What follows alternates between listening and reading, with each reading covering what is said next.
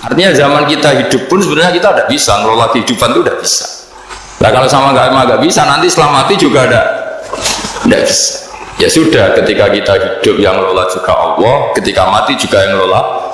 Bedanya apa? Nah, ini di sini terus kita dilatih inna sholati wa nusuki wa mahyaya wa mamati lillahi rabbil alamin. Tapi kenapa kita ragu terhadap kehidupan setelah kematian? Karena ketika kita hidup seakan-akan kita tahu cara hidup. Makanya Allah itu tersinggung betul ketika ada orang merasa bisa ngelola cara hidupnya. Makanya kata Allah, kalau gojlok orang-orang yang kepedean, kalau kamu top, jangan mati.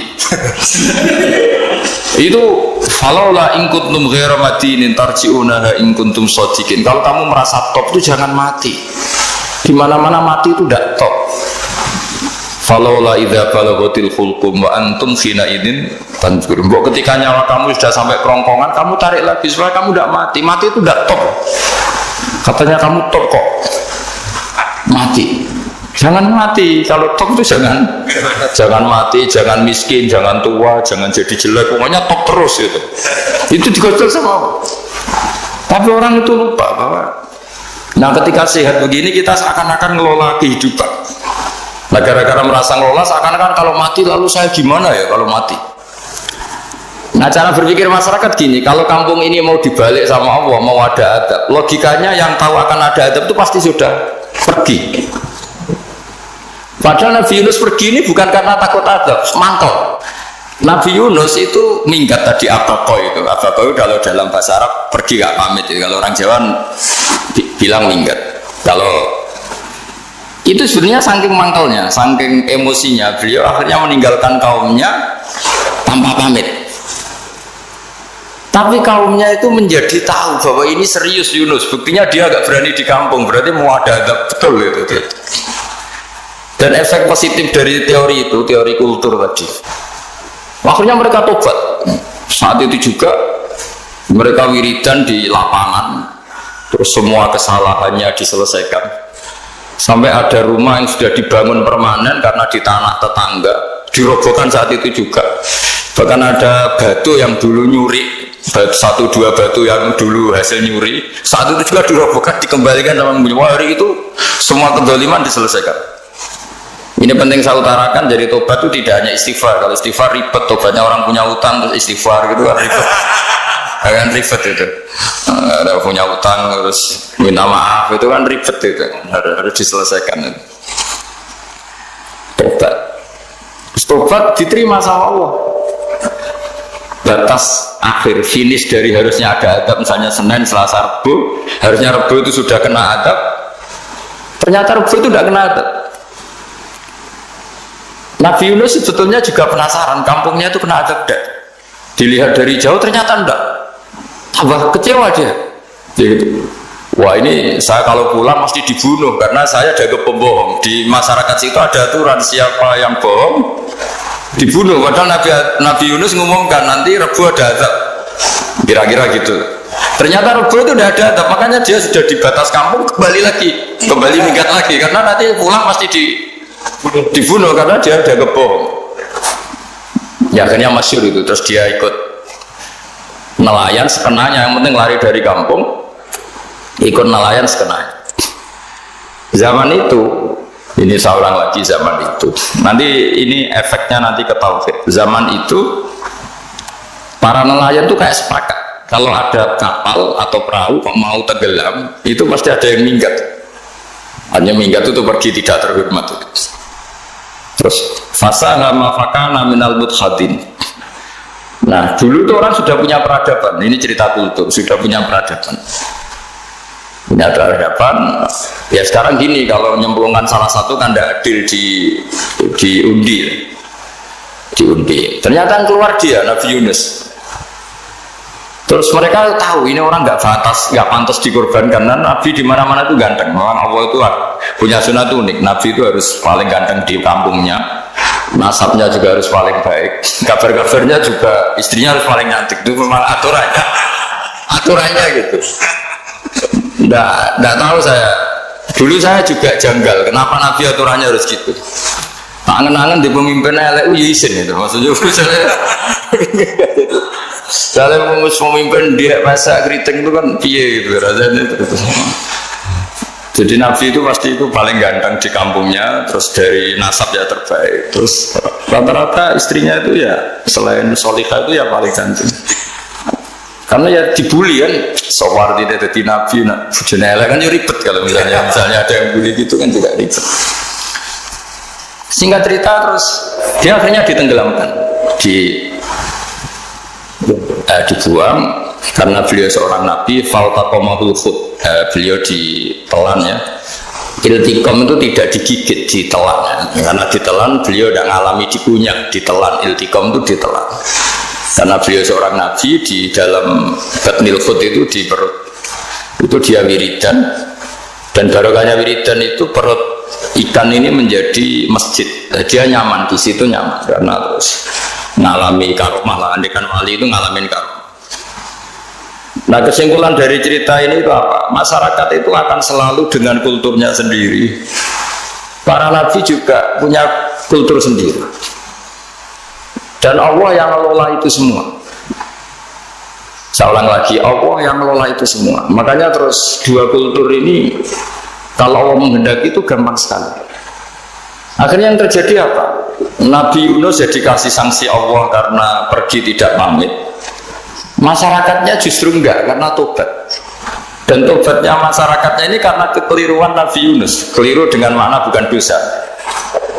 Andai kan Nabi Yunus saat itu kok di rumah ingin menyaksikan adab, itu masyarakat mesti gak percaya kan ada adab. Mau ada adab kok dia di rumah gitu. Jadi unik, Allah cara ngelola masyarakat itu unik. Nah, dari keunikan-keunikan cara Allah ini kemudian lahirlah ilmu yang bernama ilmu tauhid, ilmu tawakal, ilmu pasrah nang pangeran gitu. Karena kemarin pas Pak Yusuf sama Bu Sulis soal saya itu tak beri cerita, agama itu milik Allah. Sehingga teori yang dikatakan manusia itu ya teori saja, tetap semua itu di tangan Allah. Ya saya saat itu cerita, misalnya saya ditanya, ini besi, materi besi dengan kaca itu kuat mana? Mesti kita menjawab kuat besi. Tapi saya yang mengendalikan besi dan kaca.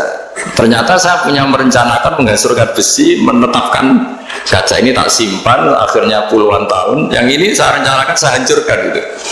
Andai kan si yang menjawab tadi tahu rencana saya, mesti kuat bilang kuat kaca. Kan? Semuanya contoh paling gampang tadi. Dinosaurus itu hewan paling kuat, malah musnah. Pitik yang nggak kuat sampai sekarang. Karena Allah bikin dinosaurus itu punya rencana dihancurkan ya. Sementara ayam enggak, rame-rame dunia gitu. Sehingga ya sudah. Nah, agama itu seperti itu. Agama itu sesuai rencana Tuhan. Sehingga ini cerita Nabi. Sehingga Nabi itu kadang nggak tahu bedanya antara sesuatu yang punya data, punya perangkat-perangkat untuk menuju A misalnya, itu nggak tahu bedanya. Jadi kalau Nabi ditanya misalnya gini, onta itu lahir dari betinanya, dari indukannya bisa, ya bisa. Lahir dari batu, jawabnya ya bisa. Kalau dia seorang Nabi pasti jawab bisa. Jadi kalau Nabi ditanya mata air itu keluar dari bumi kedalaman 7 meter, bisa. Keluar dari sini, dari meja, jawabannya ya bisa. Karena Nabi itu saking dekatnya Allah, tahu betul bahwa perangkat di dunia ini tidak bisa mendikte Allah. Semua itu kehendak Allah. Logika yang terbangun Nabi itu sebenarnya gampang ya. Kalau kita teliti itu hanya gampang, itu sesuatu yang benar itu pasti bisa dijelaskan secara gampang. Nah ini ngaji tauhid biar tidak terlalu berteori itu. Karena kalau saya cerita uang pinter jenengan. Dan saya tidak ingin pinter tentang uang. Tak beri contoh. Nah ini sebenarnya nanti kalau sampean suatu saat meninggal ketemu mungkar nakir itu tahu cara menghadapi. Nanti tak warai tekniknya. Tak warai tekniknya. Makanya ada cerita, agama ini baik sekali. Orang bocorkan ujian nasional itu kriminal, bisa ditangkap Pak Rosidi. Tapi agama ini, pertanyaan Munkar Nakir dibocorkan semua kiai, itu nggak ditangkap sama Munkar Nakir. Harusnya kan rugi, karena ini pertanyaan. Tapi semua kiai kan sudah membocorkan. Nanti pertanyaannya di kuburan itu buka, Tuhanmu siapa, agamamu apa. Itu kan sudah dibocorkan, tapi itu nggak dianggap kriminal. Sementara kita sekolah SD, sekolah SMP bocorkan soal itu dianggap kriminal. Padahal harusnya boleh. Maksudnya kalau menuruti teori itu harusnya boleh kan. Mau pertanyaan Munkar Nakir saja dibocorkan kan? Ada dasarnya. Ya tapi kan nggak ada itu. Harusnya boleh. Tapi kan terjadi nggak ujian kalau dibocorkan itu. Aneh agama ini begitu baik. Pertanyaan yang taruhannya surga neraka saja dibocorkan. Kurang apanya baiknya agama ini? Pertanyaan sepenting itu dibocorkan dan kiai nggak ditangkap sama Munkar Nakir, ya ada itu. Saya ulang lagi ya supaya kita ingat fitrah salimah. Soal Anda modern monggo lah, tapi saya sebagai kiai akan ngajari kalian tentang fitrah salimah. Jadi kalau kamu itu benar-benar beragama, ini misalnya kertas, ini lempengan baja. Kalau kamu beragama, kalau ditanya kuat mana, ya terserah jenengan. Karena bisa saja kertas ini aku punya niat tak simpan di arsip nasional. Baja ini tak niatkan, tak luluhkan, tak hancurkan. Sehingga kalau kita ngomong ya secara materi harus ditambah ya, secara materi kuat baja ya Allah. Tapi secara substansi jenengan ya terserah jenengan, monggo. Di sini yang mulai orang lupa itu karena selalu menjawab pasti kuat baja. Kata pasti ini yang akhirnya orang menghilangkan teori berdasar logika. Berdasar logika. Nah akhirnya para nabi, para wali itu ditanya. Saya punya kitab karangannya Abdul Hamid, orang alim. Kitab itu dulu saya ngaji lama sekali, sampai sekarang saya pelajarin. Manusia itu dijebak hukum adat, padahal adat itu ya tidak terlibat. Misalnya kalau ada telur jadi ayam normal ya. Ya tadi indukan unta melahirkan unta normal itu, indukan sapi melahirkan sapi normal. Tapi kalau para nabi itu bilang ya nggak normal, nggak normal artinya tetap ada kekuatan Tuhan. Indukan unta tahu apa tentang unta? Dia punya kekuatan apa? Bisa melahirkan unta, bisa menciptakan unta di perutnya, bisa ada jantungnya, ada paru-parunya, ada ususnya. Dia bisa apa? Di situ ada tangan Tuhan itu. Karena para nabi cara berpikir gitu, melihat tembok ya sama. Tembok sama indukan unta itu sama-sama mungkin mengeluarkan unta. Sehingga ketika Nabi Soleh ditanya, bukti apa kekuasaan Tuhanmu? Apa bisa mengeluarkan unta dari batu besar ini? Jawabannya Nabi Soleh ya bisa, langsung saja bisa. Dan mukjizatnya Nabi Soleh masyhur itu keluarlah unta dari batu. Karena secara teori ya tadi, coba unta indukan apa seorang profesor, apa seorang ilmuwan sehingga bisa menciptakan anaknya ya. Apa dia terlibat dalam menciptakan jantungnya, paru-parunya, ususnya? Kan enggak juga. Telur bisa apa coba? Gobloknya bukan main telur itu kan. Tapi bisa mengeluarkan ayam, dia bisa apa? Nah, para nabi, para wali itu tahu semuanya itu kekuasaannya Allah. Nah, kalau karena kekuasaan Allah bedanya apa dengan tembok? Makanya Nabi Muhammad ketika di padang pasir semua sahabat bingung nggak ada air, ya Nabi santai aja. Ini gimana Nabi nggak ada air, nanti orang mati kehausan. Nabi ya santai aja. Kamu ingin air katanya? Iya. Nabi nunjuk apa itu ya sudah terus ada air.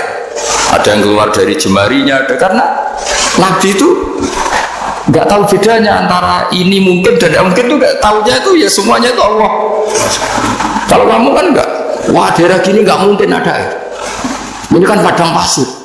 Air itu biasa di daerah hutan gini malah berteori macam-macam. Seakan-akan tidak ada Tuhan. Jadi kalau orang nggak bakat wali pasti berpikirnya gitu. Makanya nggak wali-wali itu orang nggak bakat karena itu kan artinya menafikan kekuasaannya Allah kan. Seakan-akan Allah tidak mampu bikin air di situ. Tapi kalau Nabi santai aja. Makanya Nabi Ibrahim ketika mau dibakar ya santai aja. Menurut beliau api bisa apa? Jadi itu meskipun hukum adat dia selalu berjalan ya. Normalnya api yang membakar di padang pasir normalnya yang nggak ada air. Normalnya batu ya agak mengeluarkan unta. Tapi kamu jangan terjebak oleh keseharian yang Anda lihat. Tetap di balik itu ada kekuasaannya Allah Subhanahu wa Ta'ala.